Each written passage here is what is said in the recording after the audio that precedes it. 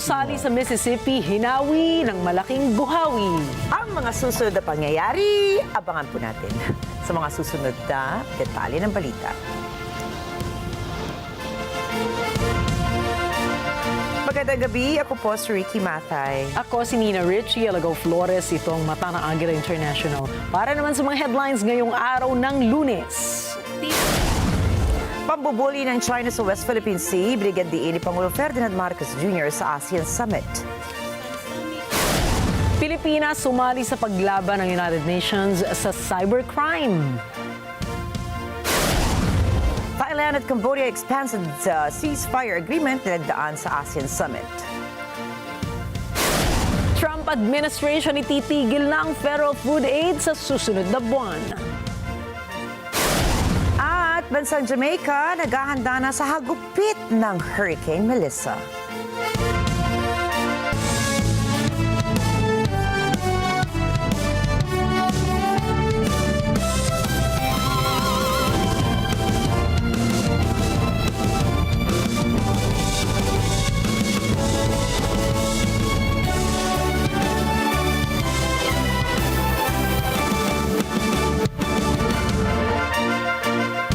Ibinahagi ni Pangulong Ferdinand Marcos Jr. ang kasalukuyang kalagayan ng Pilipinas sa gitna ng pambubuli at panghaharas ng China sa West Philippine Sea sa kanyang pagdalo sa 47th Association of Southeast Asian Nations o ASEAN Summit and related summit sa Kuala Lumpur, Malaysia. Sa intervention ni PBBM sa 13th ASEAN-US Summit at 20th ASEAN-Japan Summit, kanyang sinabi na nakalagay o nalalagay sa panganib ang buhay ng mga sundalo ng Pilipinas dahil sa patuloy na mga insidente sa West Philippine Sea. Tinukoy ni PBBM sa summit ang mga mapanganib na maniobra ng Chinese Coast Guard at ang paghadlang nito sa mga lehitimong aktibidad ng Pilipinas sa sariling mga maritime zone at airspace na siyang ginaganti o garantiyahan sa ilalim ng international law. Partikular na rito ang United Nations Convention on the Law of the Sea o UNCLOS. Kinunde na rin ng Pangulo ang planong pagtatayo ng China ng Nature Reserve sa Bajo de Masinloc kung saan ang may soberanya at jurisdiction dito ay ang Pilipinas. Gate ni Pangulong Marcos, labag ang hakbang na ito ng China, hindi lamang sa soberanya ng Pilipinas, kundi maging sa karapatan sa pangingisda ng mga mamamayan sa bisa ng 1982 UNCLOS ng 2016 Arbitral Award na pinagkaloob sa Pilipinas ng mga kaugnay na domestic laws. Nagkasundo ang Pilipinas at Canada na simulan ang negosasyon para sa isang bilateral free trade agreement o FTA. Sa sideline meeting ni Pangulong Ferdinand Marcos Jr. at Canadian Prime Minister Mark Carney sa 47th ASEAN Summit and related meetings na ginanap sa Kuala Lumpur, Malaysia, napag-usapan nila na pabilisin ang negosasyon para isapinal ang kasunduan. Tinalakay din ni Marcos at Carney ang pagpapalakas na matatag na ugnayang pang-ekonomiya ng Pilipinas at ng Canada na sumusuporta sa higit $3 billion na halaga ng kalakalan. Ayon kay Carney, inaasahang maisasapinal ang FTA sa ASEAN Chairmanship 2026 na isasagawa sa Pilipinas. Target ng gobyerno ng Canada na doblehin ang bilang ng non-US exports nito sa susunod na dekada.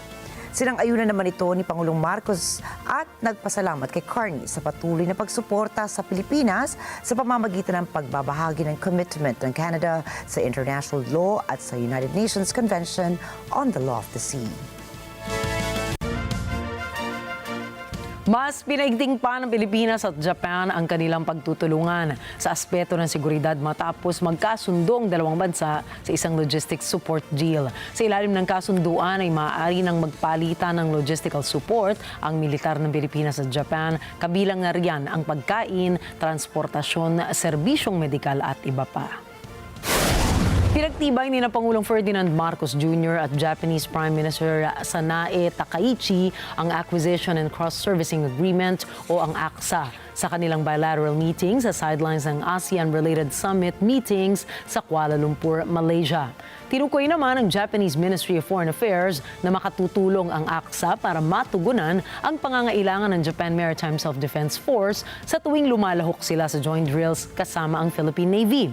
Sa ngayon, wala pang impormasyon kung kailan formal na malalagdaan ang aksa, ngunit ang kasunduang ito ay may agreement in principle gaya ng ratifikasyon at pagpapatupad ng Reciprocal Access Agreement ng Pilipinas at Japan.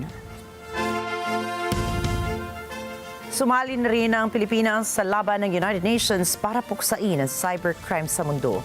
Kasama po ang Pilipinas sa mga bansang lumagda sa United Nations Convention Against Cybercrime sa Hanoi, Vietnam.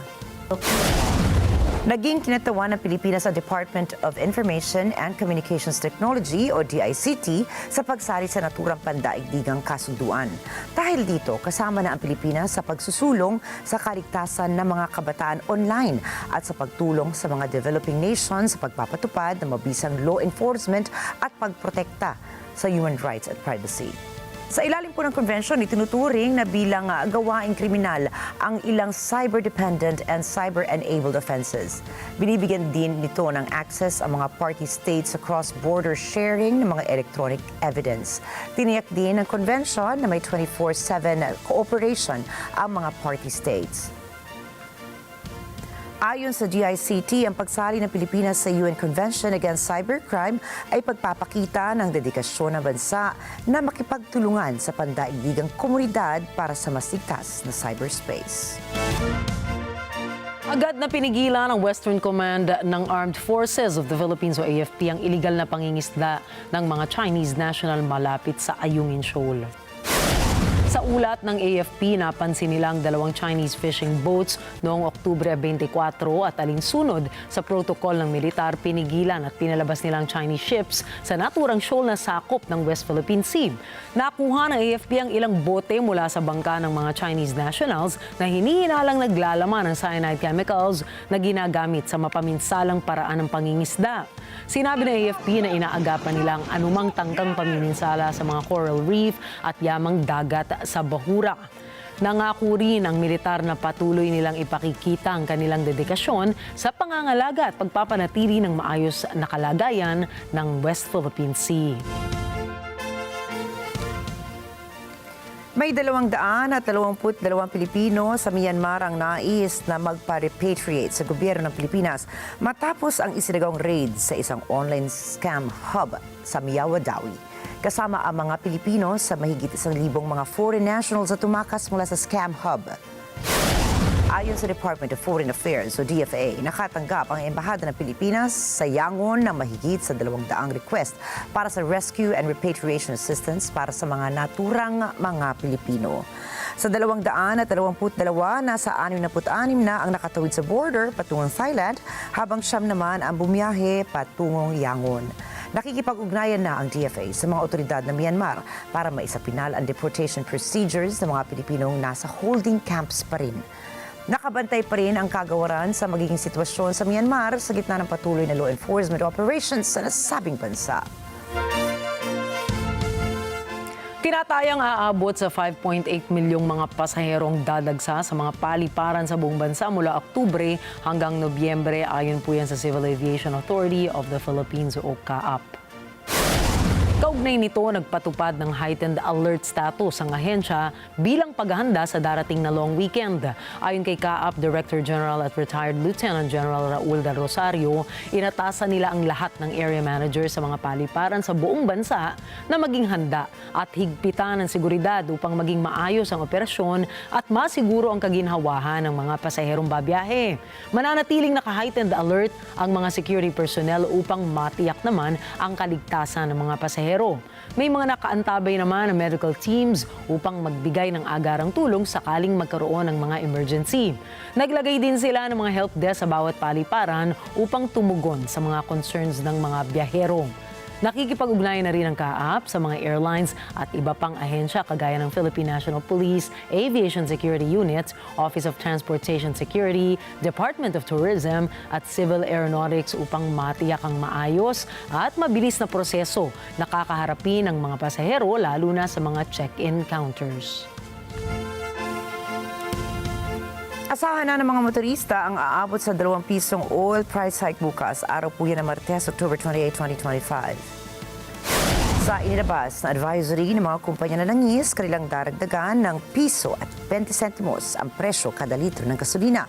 ₱2 naman ang itataas ng presyo ng diesel habang piso at 70 sentimos ang hike sa presyo kada litro ng kerosene o gas. Ayon sa Department of Energy, epekto ng bagong sanctions ng Estados Unidos sa Russian oil companies at ang nagpapatuloy na giyera ng Ukraine at Russia ang malaking pagtaas sa presyo ng oil products bukas. Susunod, 5 crew members ligtas sa bumagsak na 2 US aircraft sa South China Sea. Thailand-Cambodia ceasefire agreement dinagdaan sa ASEAN Summit. At United States President Donald Trump puputulin ang federal food aid sa November 1. Yan at iba pang mga balita sa pagbabalik ng Mata ng Agila International.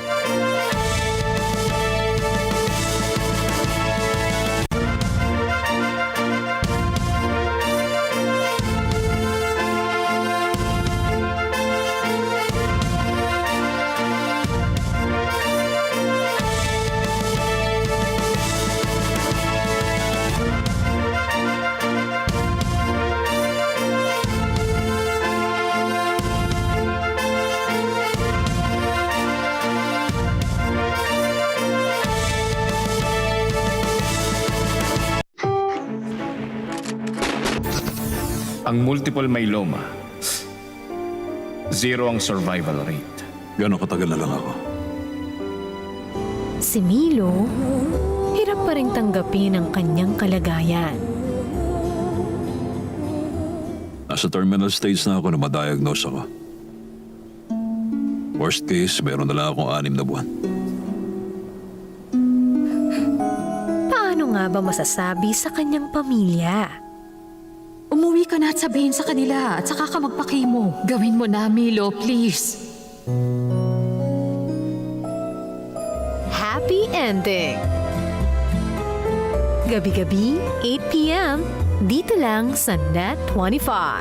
Let's get together sa Net 25. Sa Net 25. Dapat paniwalaan. Magandang umaga, Pilipinas! Luzon, Visayas at Mindanao. Siyempre po, worldwide. Balitang may basehan, komentaryong may laman. Kasama sina Jen Subarjaga at Nelson Lubao. Tuloy ng maglilingkod bayan. Balita, komentaryo, totoo. 100%. Lunes hanggang Biyernes, alas 5 ng umaga, dito lang sa Net 25. Let's get together sa Net 25. Sa Net 25. Digestive issues. Maybe your partner's to blame.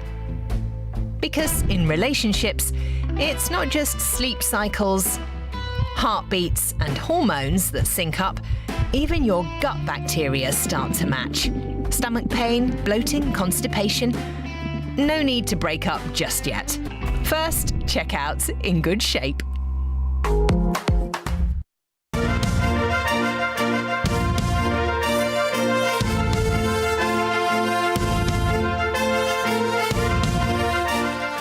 Kinumpirma ng US Navy Pacific Fleet na kanilang nasagip ang 5 crew members ng Navy Seahawk helicopter at Super Hornet fighter jet na parehong bumagsak sa South China Sea sa magkahiwalay na insidente.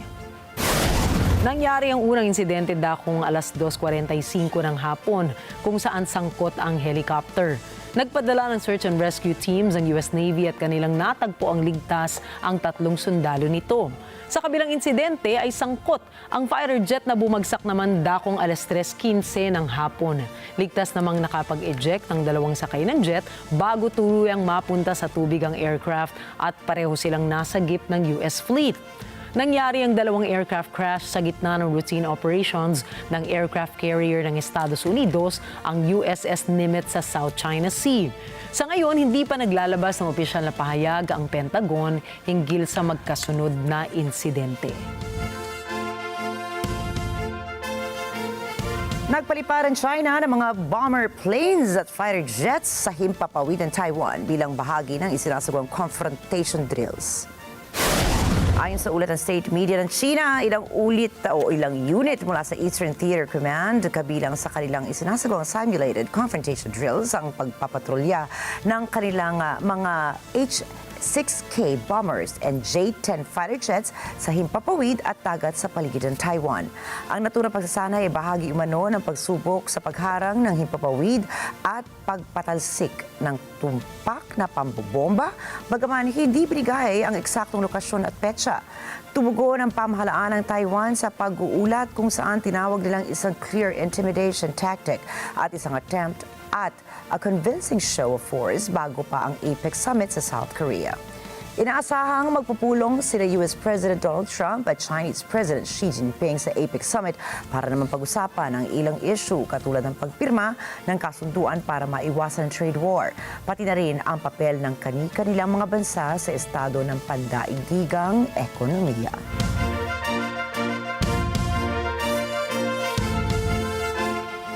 Pumanaw na ang Queen Mother of Thailand na si Sirikit Kitiakara sa edad na 73. Naging reyna si Sirikit mula 1950 hanggang 2016 nang pakasalan nito si Kim Bumibol Adulyatej. Ayon sa Thai Royal Household Bureau, pumanaw ang dating reyna sa isang ospital sa Bangkok noong Biyernes ng gabi. Naging mailap sa mata ng publiko si Sirikit matapos itong ma-stroke noong 2016. Noong 2019 naman ay isinugod ito sa pagamutan at nitong buwan lamang ay nagkaroon ng bloodstream infection bago tuluyang pumanaw.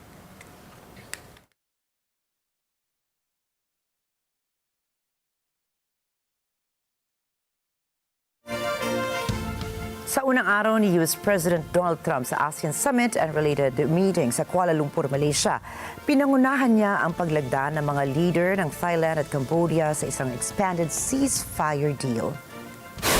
Ang kasunduang ito ay kasunod ng pansamantalang tigil putukan sa pagitan ng Thailand at ng Cambodia matapos ang naging pagbabanta ni Trump na papatawan ng mas mataas na taripa ang dalawang bansa kung magtutuloy-tuloy ang putukan. Ayon kay Thai Prime Minister Anutin Charnvirakul, ang nasabing kasunduan ay may tuturing na building blocks para sa pangmatagalang kapayapaan sa pagitan ng dalawang bansa. Bukod po sa ceasefire agreement ay napag-usapan rin ang ilang trade deals at mineral agreements. Sa ilalim ng mineral agreements, nangako ang Thailand, Malaysia at Cambodia na tatanggalin ang karamihan sa mga trade barriers sa mga US exports, partikular na sa mga agricultural products. Nananatiling nasa 19% ang US tariffs sa tatlong bansa. Kasalukuyang nasa 6-day visit si Trump sa Asia at matapos ang pakikipagpulong sa Malaysia ay bumiyahe na po ito patungo ng Japan.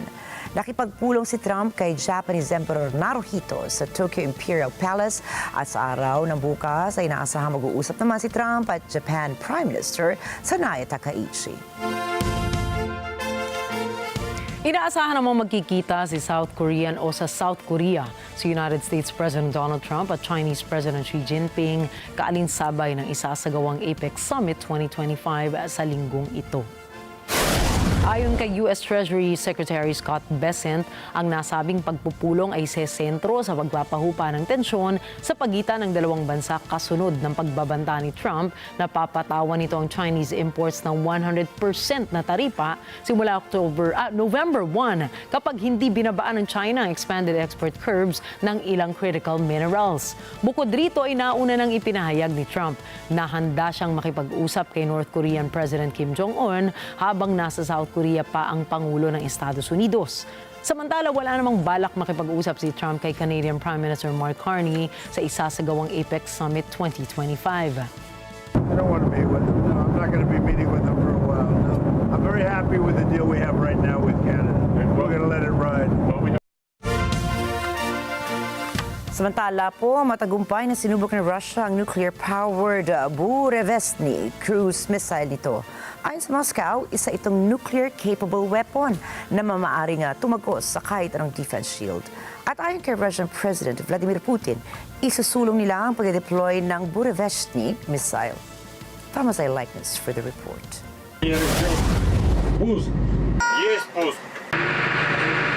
You are watching the launch of a Burevestnik cruise missile in a test conducted last Tuesday.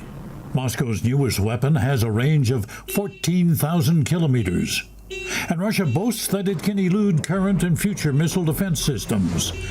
But nuclear non-proliferation expert Jeffrey Lewis says the missile is not invincible. Well, the system is intended to defeat a missile defense. And so the idea is because it can fly for basically an unlimited range, then it can fly around defenses. On the other hand, you could build more defenses, or you could use aircraft to go intercept them. So I don't think the system is invincible. The test comes alongside a nuclear drill last week, and it sends a message that Russia, in Putin's words, will never bow to pressure from the West over the war in Ukraine. And it comes as U.S. President Donald Trump takes a tougher stance against Russia to push for a ceasefire.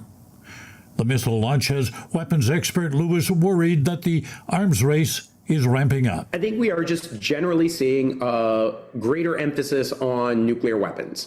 We're seeing countries use nuclear threats more and more to get their way in the world. Lewis says this missile is dangerous technology. He adds Russia isn't the first to come up with it. So the United States investigated a very similar system in the 1950s, but decided that it was just too much of an environmental nightmare, and so chose not to build it. So it's true that only Russia has been crazy enough to actually build one of these things, but it doesn't mean that Russia is the only country that could build such a thing. It's just other countries, I think, have thought better of it.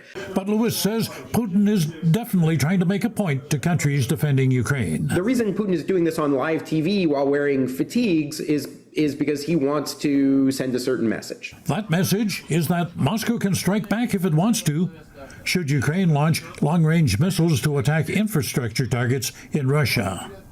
But what if, in a crazed moment, Russia launched one of these things? Well, I hope we'll never have a nuclear war. And if we see it being used, we probably won't be around afterwards to talk about it. There's been no response from the White House about the test, but the stakes get higher every day as the geopolitical chaos continues. Thomas I. Likeness, Matanang Agila International. Trusted, connected, on point. 3 katao ang nasawi habang 31 naman kabilang ang 6 na mga bata ang nasugatan mula sa magdamagang Russian drone attack sa mga high-rise apartment building sa Kiev. Ayon sa ulat ng mga otoridad, tinamaan ng mga debris ng mga drones ang ilang residential area sa Kiev. May mga gusaling nasunog pa dahil sa pag-atake ng mga nasabing Russian drones. Isa sa mga pinakamatitinding tinamaan ang Desnyansky District kung saan nasira ang ilang gusali at mga sasakyan na nakaparada rito. Sinabi ni Kiev Mayor Vitaly Klitschko na agad nilang isinugod sa ospital ang mga sugatan. Mabilis din anyang kumilos sa mga emergency crew upang apulahin ang apoy at ilikas ang mga residente. Nakapagtalang Ukrainian military ng mahigit sa 100 mga Russian drones. 9 sa mga itong mabilis na pinabagsak ng militar ng Kiev. Kasabay nito, inihayag naman ng Russia na naglunsad ang Ukraine ng drone attacks. Napilitan tuloy ang mga otoridad na isara ang mga paliparan sa paligid ng Moscow. Ayon sa Russian Defense Ministry, pinabagsak ng kanilang air defense ang 173 mga Ukrainian drones sa himpapawid ng Russia. Samantala, tumama ang isang drone sa isang minibus. Patay ang driver nito at sugatan naman ang 5 pasahero. Magpapatuloy sa Istanbul, Turkey ang usaping pangkapayapaan ng Afghanistan at ng Pakistan. Ito na po ang ikatlong araw ng negosasyon ng dalawang bansa. Ito ay kasunod ng ceasefire na napagkasunduan sa Doha noong October 19 matapos ang ilang araw ng bakbakan sa border ng dalawang bansa kung saan mahigit 200 katao ang namatay. Layong makamit sa pagpupulong sa Turkey ang pagmatagalang tigil putukan at matapos na ang hindi pagkakaunawaan ng dalawang panig. Ayon sa mga opisyal ng Pakistan, hindi umano nakikipagtulungan ang Afghan Taliban. Iginiit ng Islamabad na hindi ito magbibigay ng konsesyon sa issue ng cross-border terrorism. Mariing itinanggi ng Taliban ang akusasyon ng Pakistan at iginiit na maayos ang takbo ng kanilang pag-uusap. Nagbabala naman ng Defense Minister ng Pakistan na posibleng humantong sa digmaan ang pagpalya ng kanilang negosasyon. Samantala, muli nagalok si US President Donald Trump na mamagitan sa Afghanistan at ng Pakistan. Ito po ay kasunod ng ulat ng panibagong engkwentro na kumitil ng 5 sundalo at 25 militante malapit sa pinag-aagawang border. Hindi bababa sa 4 ang nasawi sa marahas na sagupaan sa pagitan ng pulisya at mga taga-suporta ng oposisyon sa Jola, ang pinakamalaking lungsod ng Cameroon. Nilabag ng mga taga-suporta ni Isa Tichirama ang pagbabawal sa kilos protesta at barikada sa mga kalsada. Nagsunog ng mga gulong at ng bato pa ng mga pulis. Gumanti naman ang mga otoridad gamit ang pagpapakawala ng tear gas at pagtutok ng water cannon sa mga rallyista. Ang mga nasabing kaguluhan ay dulot pa rin ng pag-iit ni Isa Tichirama na siya ang nanalo sa halalan laban kay Pangulong Paul Biya na halos 4 na dekada nang namumuno. Lumaganap ang mga protesta sa iba't ibang lungsod matapos sumabas ang paunang resulta na muli naglagay kay Biya sa pwesto. Ayon sa mga ulat, ilang miyembro ng oposisyon ang inaresto habang patuloy na nananatiling mataas ang tensyon sa nasabing bansa. Maglalagay ang Estados Unidos ng kanilang aircraft carrier strike group sa Caribbean region. Ayon kay Defense Secretary Pete Hegseth na ipinag-utos niya ang Gerald R. Ford Strike Group, ang pinakamalaking barkong pandigma sa buong mundo. Misyon anya nito ay para tuluyang buwagin na ang Transnational Criminal Organization at labanan ang narco-terrorism sa nasabing rehiyon. Bilang tugon dito ay inakusahan ni Venezuelan President Nicolas Maduro ang Amerika ng pag-iimbento ng isang eternal war matapos ang direktiba ng Secretary of War na ilipat mula sa Europa papuntang Caribbean region ang kanilang puwersa. Sinabi ng Venezuelan President sa state media na nangako umano ang Estados Unidos na hindi na ito masasangkot pa sa isang digmaan subalit gumagawa na naman umano ito ng giyera. Y el pueblo de los Estados Unidos lo sabe. Se están inventando una nueva guerra eterna. Prometieron que más nunca se metían en una guerra y se están inventando una guerra que nosotros vamos a evitar. ¿Con qué? Con la movilización de los pueblos de América del Sur, porque América del Sur y el Caribe todo dice no a la guerra, sí a la paz, sí a la prosperidad, sí a la armonía y a la convivencia. Le digo al pueblo de los Estados Unidos, es vulgar, extravagante, mentiroso, falso, negador de la realidad, el relato que hacen sobre Venezuela, sobre la revolución bolivariana y sobre el presidente obrero, el presidente de a pie, el presidente de los barrios, Nicolás Maduro Moros. Ginawa ni Maduro ang pahayag matapos makailang beses ipahiwatig ni US President Donald Trump ang posibilidad ng tinawag niyang land action sa Venezuela dahil kontrolado na umano nila ang dagat.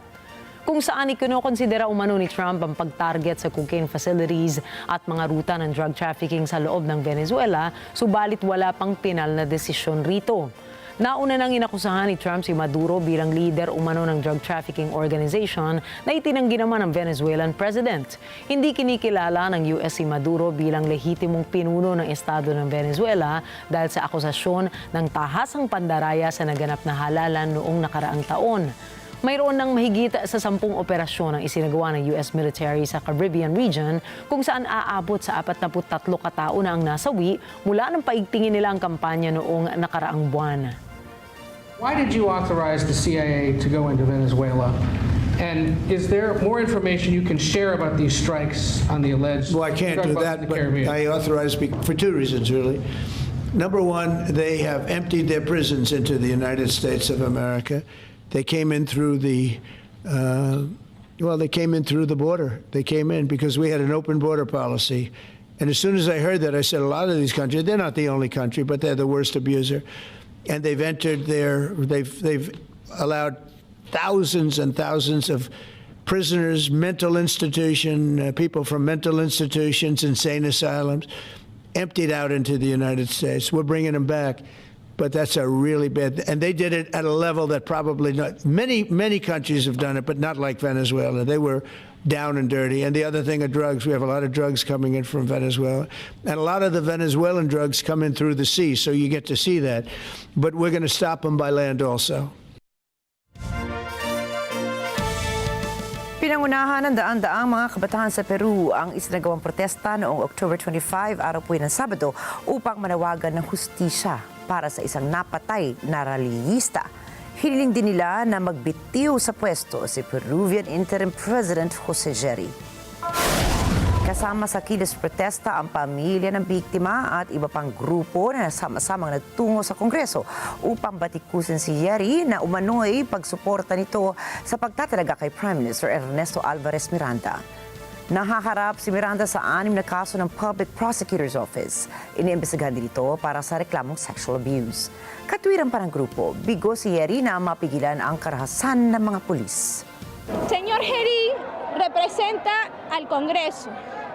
Prácticamente nos sentimos gobernados por el Congreso, no por un pseudo presidente que en realidad ha estado apoyando estas leyes pro crimen y se ha visto como que poco claro en sus medidas, ¿no?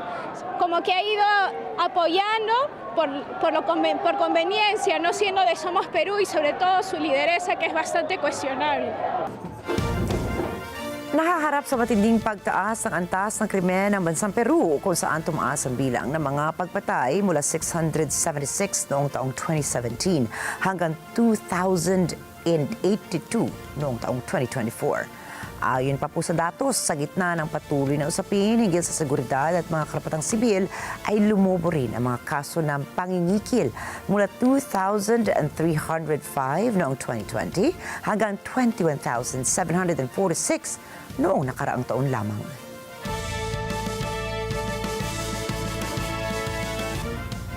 Simula November 1, hindi na pupuntahan ng Trump administration ng federal food aid programs ng Estados Unidos sa gitna ng pagpapatuloy na government shutdowns sa nasabing bansa. Bilang tugon nito ay inanunsyo na ng US Department of Agriculture na wala nang ipamamahagi na food aid sa susunod na buwan. Apektado nito ang Supplemental Nutrition Assistance Program o mas kilala sa tawag na SNAP, isang programang tumutulong sa 1 in 8 Americans na makabili ng groceries. Matatanda ang iginiit ng Trump administration na hindi nila papanghasing gamitin ang $5 bilyong na contingency funds ng Washington para ilustay umano sa SNAP. Sa ngayon po, sinisisi pa rin ng White House ang Democrats kung bakit hindi pa rin natatapos ang government shutdown sa Estados Unidos.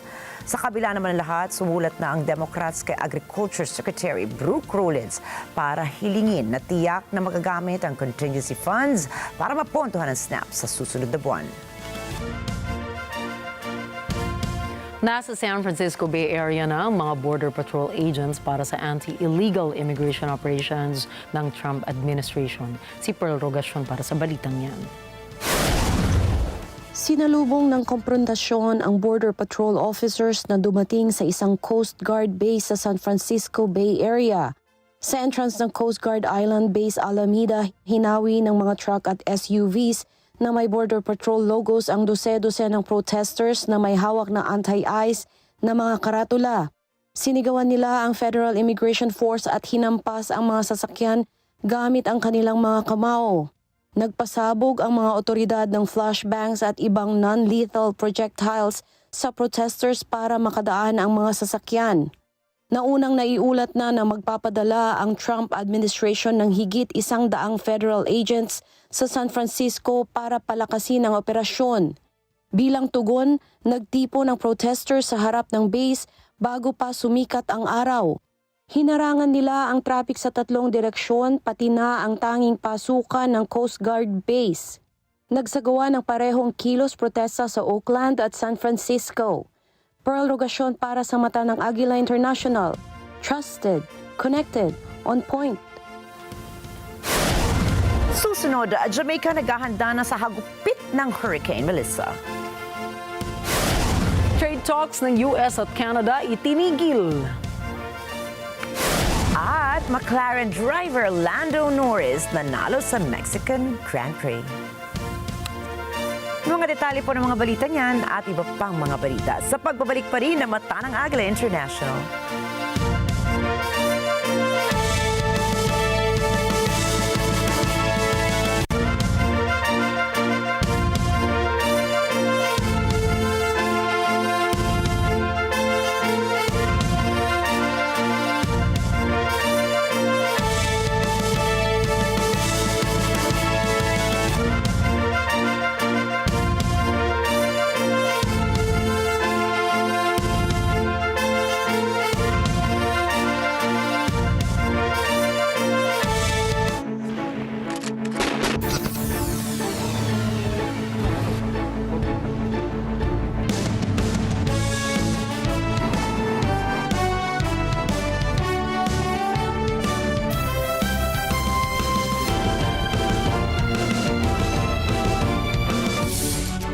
When a story starts with faith, it can only grow further and stronger.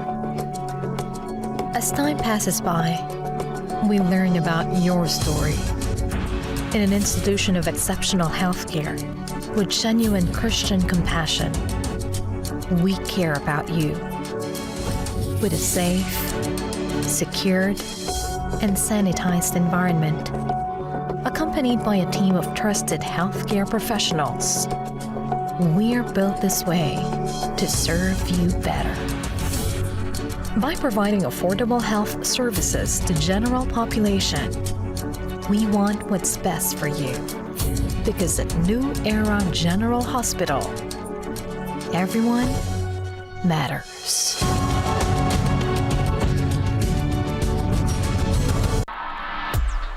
From the distant past to the near future, what will the world look like in 100 years, or even 200?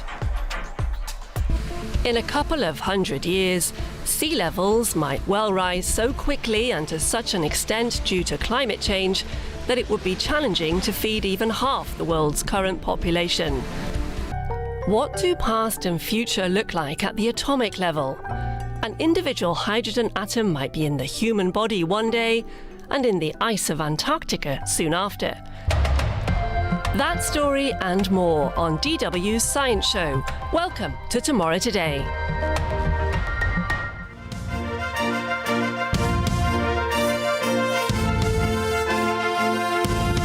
Tuklap naman po ang bubong ng mga gusari sa pagdaan ng malaking buhawi sa timog rehiyon ng Mississippi. Sa video na kumakalat sa social media, makikita ang pagtama ng buhawi sa isang restaurant bago ito lumipat ng lugar. Ayon sa lokal na ulat, nasira ang gusali habang nagtala naman ng kasiraan sa dalawang apartment complex at isang shelter ang lokal na pamahalaan ng lungsod ng Gautier. Nakikipag-ugnayan na sa iba't ibang lokal na government agency si Gautier Mayor Casey Vaughn para sa masimulan na ang citywide damage assessment. Wala naman pong naulat na nasaktan o nasawi sa kalamidad. Suspendido na ang pasok sa mga paaralan pati na rin ang lahat ng biyahe sa mga paliparan sa Jamaica bilang paghahanda sa pagtama ng Category 4 Hurricane Melissa. Pinalikas na rin ang mga residenteng nakatira sa mga coastal areas patungo sa mga evacuation centers dahil sa storm surge. Inaasahan ng US National Hurricane Center na maaaring sumampa pa sa Category 5 Hurricane si Melissa bukas, kung saan magdadala ito ng malalakas na hangin ng hihigit sa 250 kilometers per hour. Matapos ang Jamaica, inaasang susunod na maglalandfall si Melissa sa Cuba at Timog Silangang Bahamas. Si Melissa na ang pang-13 ng bagyong nabuo sa Atlantic region. Arestado na ng mga otoridad sa France ang dalawang suspect sa pagnanakaw ng mga crown jewels sa Louvre Museum sa Paris. Kinilala ng mga investigador ang mga lalaking parehong nasa edad 30 at dati nang nasangkot sa pagnanakaw. Ayon po sa mga ulat, nahuli ang isa sa Charles de Gaulle Airport habang siya ay nagtatangkang tumakas papuntang Algeria. Ang isa naman ay nasa kote sa Paris makalipas lamang ang ilang oras. Kasalukuyan namang nakadetine ang dalawa upang ma-interrogate. Matatandaang gamit ang extendable ladder and power tools, nakapasok ang mga magnanakaw sa gallery na naglalaman ng mga royal gems. Kabilang po dyan ang emerald and diamond necklace na minsang regalo ni Napoleon Bonaparte sa kanyang asawa. Narecover ang ilang gamit at DNA evidence ng mga suspects, subalit nananatiling nawawala ang karamihan ng mga alahas na posibleng itinago o tinunaw na. Naniniwala naman si Interior Minister Mula Lunes na mahuhuli rin ang lahat ng sangkot sa Louvre heist at mababawi ang mga nawawalang alahas.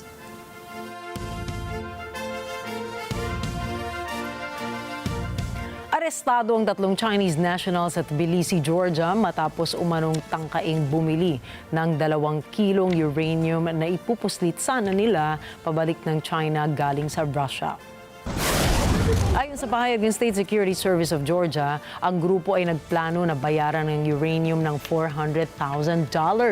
Isang Chinese citizen na nasa Georgia ng walang legal na visa umano ang nagdala ng mga eksperto upang maghanap ng uranium sa iba't ibang lugar sa bansa, habang ang direktiba naman ang nanggaling mismo sa isang ahensya mula sa China.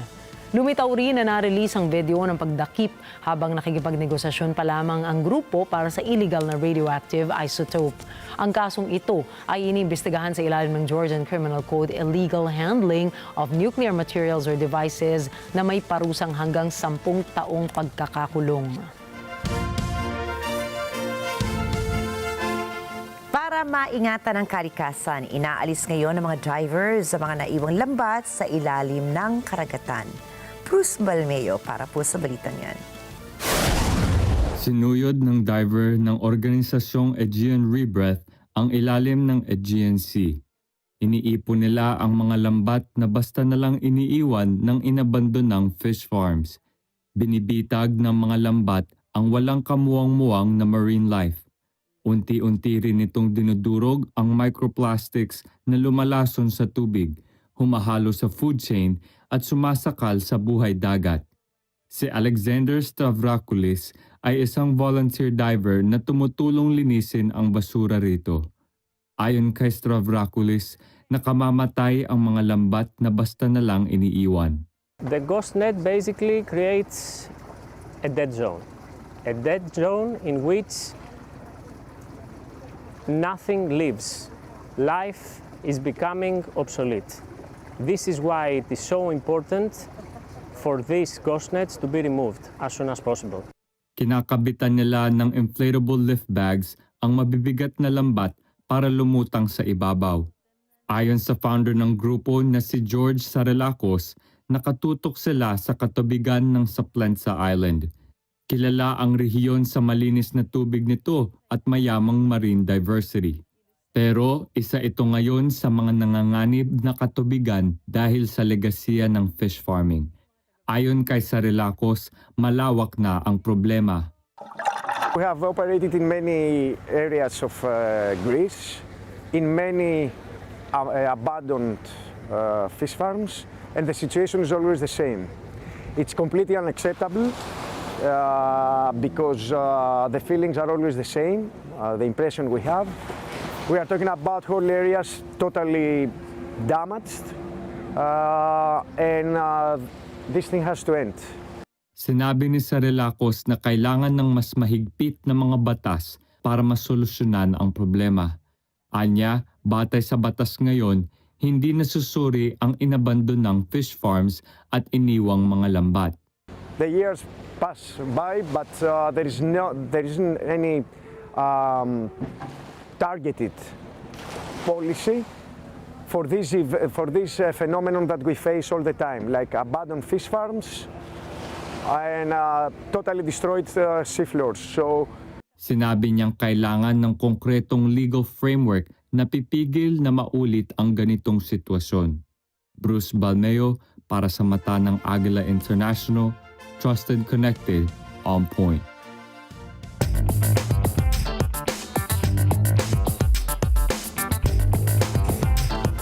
Inayos ng top Chinese at U.S. economic officials ang balangkas ng isang trade deal na pag-uusapan ni U.S. President Donald Trump at Chinese President Xi Jinping. Ayon sa mga opisyal ng Washington, pipigilan ng mga probisyon ng kasunduan ang mas mataas na U.S. tariffs at export control ng China sa rare earths. Si Laurel Montajes para sa balitang yan.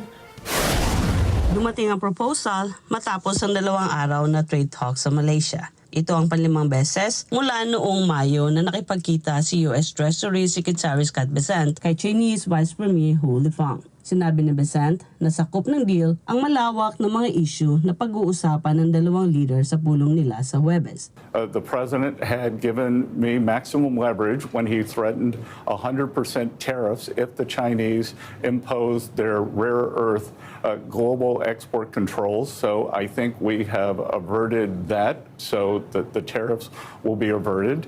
Ayon kay Bessent, i-delay ng China ang expanded licensing regime nito para sa rare earths ng 1 taon at susuriin ito ulit. At may good news din para sa mga magsasaka sa nasabing deal, pati na ang pagtugon sa problemang fentanyl. We also agreed on substantial agriculture purchases for U.S. farmers.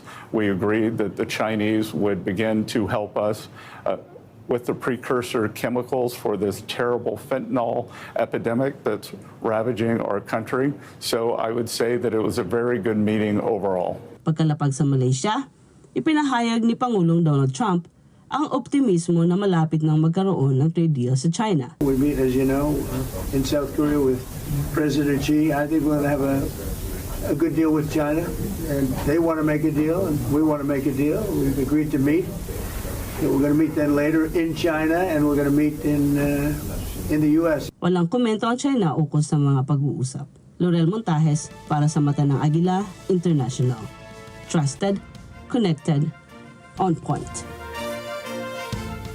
Hindi naman ikinatuwa ni U.S. President Donald Trump ang isang Canadian political advertisement na gumamit ng pahayag ni dating Pangulong Ronald Reagan laban sa taripa. At dahil po dyan, hindi muna itutuloy ang trade talks sa pagitan ng dalawang bansa. Net25 correspondent Rosel Feria para sa report. Mapanlin lang, ganyan isinilarawan ni Pangulong Donald Trump ang political ad ng Canada na ginamit si Republican icon Ronald Reagan. Batay sa advertisement, nagbubunga ng trade wars at economic disaster ang taripa. Sa post ni Trump sa Truth Social, sinabi niyang dahil sa ginawang ito ng Canada, tinoterminate niya ang lahat ng trade talks ng US dito.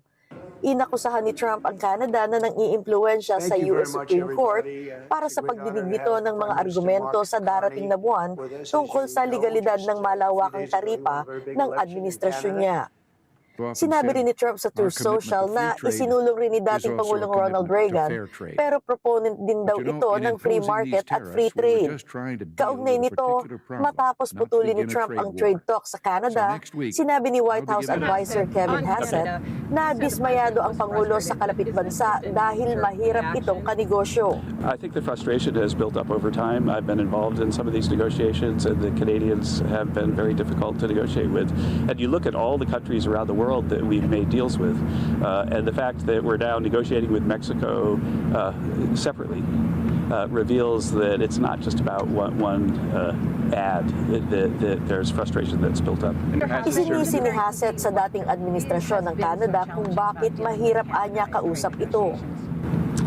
I guess the lack of flexibility, and also I would guess that leftover behaviors from like the Trudeau folks that can be very frustrating for people who are negotiating. Bilang tugon sa pagtuligsa ng White House sa Canada, sinabi ni Canadian Prime Minister Mark Carney na hindi nila makokontrol ang mga tuntunin ng US sa kalakalan.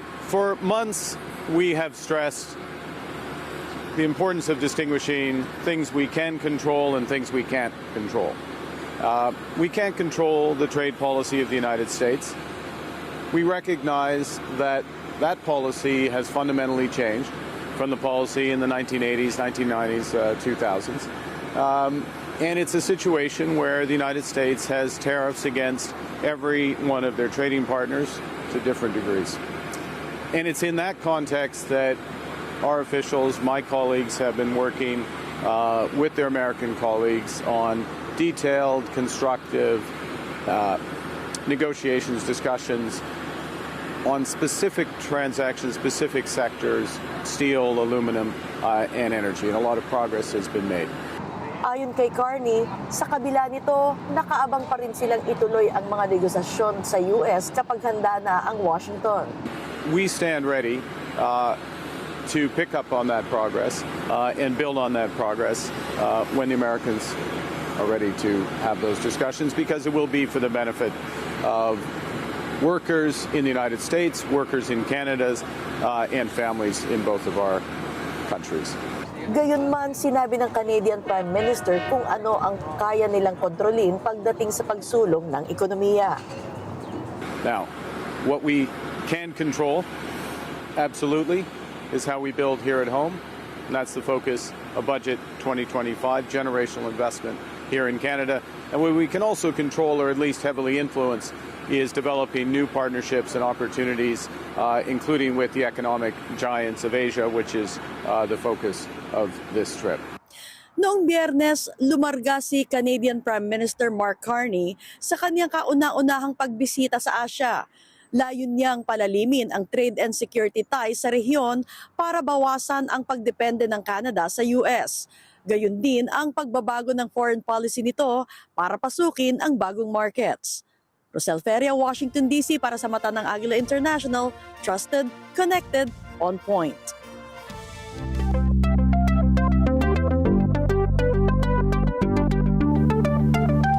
Matagumpay na naipadala ng China ang bagong satellite nito sa near-Earth orbit. Ayon sa lokal na ulat, pinalipad ang Long March 3B carrier rocket sa Xichang Satellite Launch Center sa Sichuan Province para ipadala ang Gaofen 1402 sa kalawakan. Gaya ng Gaofen-SAT na makauna magkatanggap ng high-precision stereo imagery at magpadala naman ng geographic information bilang suporta sa economic development at defense construction ng Beijing. Ito na ang pang-603rd flight mission ng Long March Carrier Rocket Series.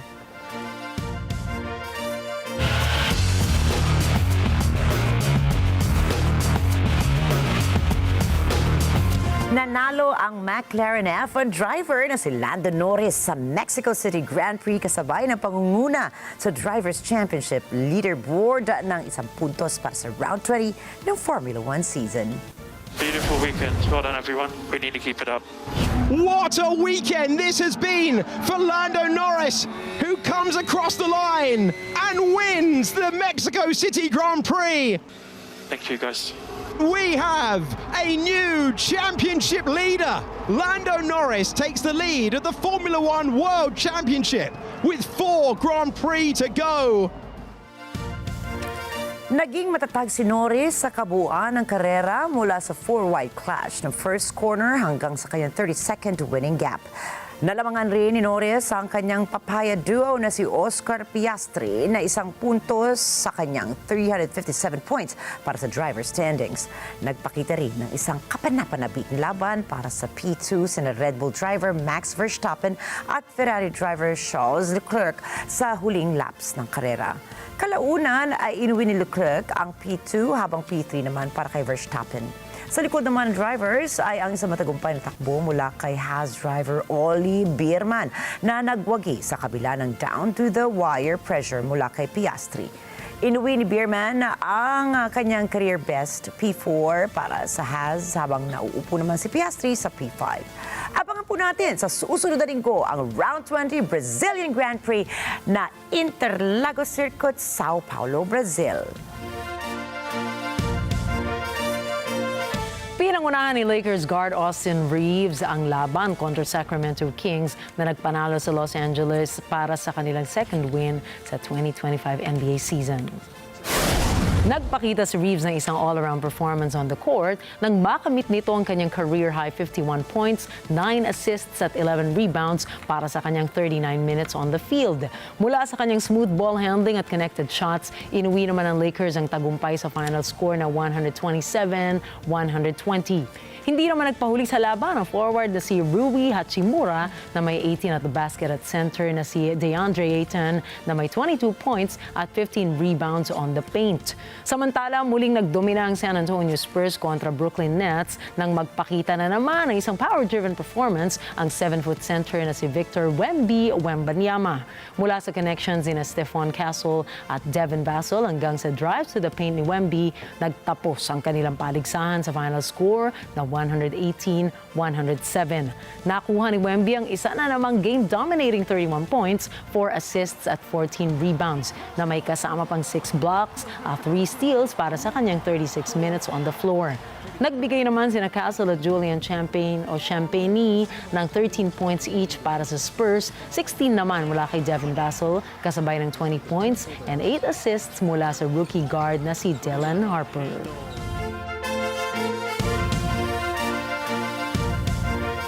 Sasampa sa Hong Kong Open sina Filipina Fina Alex Ayala at Canadian tennis star Leila Fernandez para sa WTA 250 Hardcore Tournament sa Victoria Park. Nakatakda Handa ang muling paghaharap ni Fernandez kay Chinese wildcard Wang Shiyu para sa unang round ng torneo. Makakaharap ng mananalo ang German professional na si Eva Lise na pinatumba si Kristina Sidorova sa isang straight set win na 6-1 at 6-2. Habang makakaharap naman ni Ayala sa unang pagkakataon ng English tennis star na si Katie Boulter. Ang mananalo sa kanilang pasiklaban ay haharap sa kung sino ang magwawagi sa pagitan naman ni Canadian champion Victoria Mboko and Australian star Talia Gibson.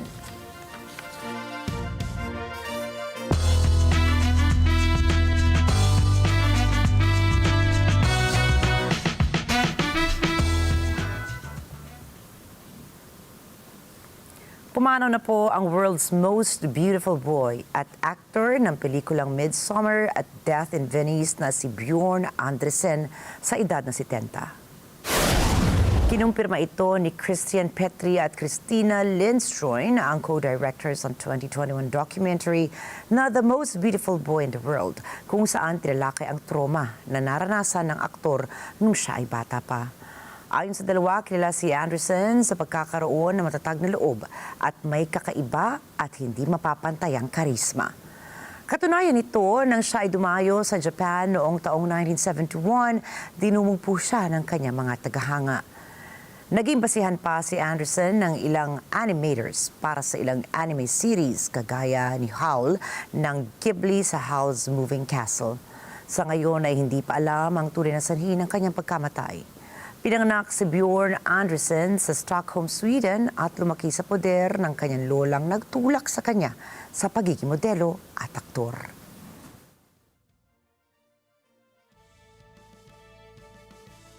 Nasurpresa ang aktres na si Camille Mendez ng kanyang kasintahan na si Rudy Mancuso, isang YouTuber at musician nang siya ay dalhin sa isang engagement party. Ayon sa isang representative ni Mendez, dumalaw ang aktres sa inaakala niyang birthday party ng kanyang producing partner na si Rachel Matthews. Pagdating sa venue, sinorpresa ni Mancuso si Mendez sa isang engagement party kasama ang pamilya ng aktres kung saan tuluyan na siyang nag-propose. Pagkatapos nito, ibinahagi ni Mendez ang kanilang mga litrato sa Instagram na may caption na "Engaged to my best friend." Nagsimula ang dating rumors ni Mendez at Mancuso noong 2022 nang mag-post si Mendez ng kanilang litrato sa social media. Kinumpirma naman ng dalawa ang kanilang relasyon taong 2023. Ayon sa kanila, unang beses silang nagkita para sa screen test ng pinagbidahan nilang comedy romance film na Musika at dito nagsimula ang kanilang pagmamahalan.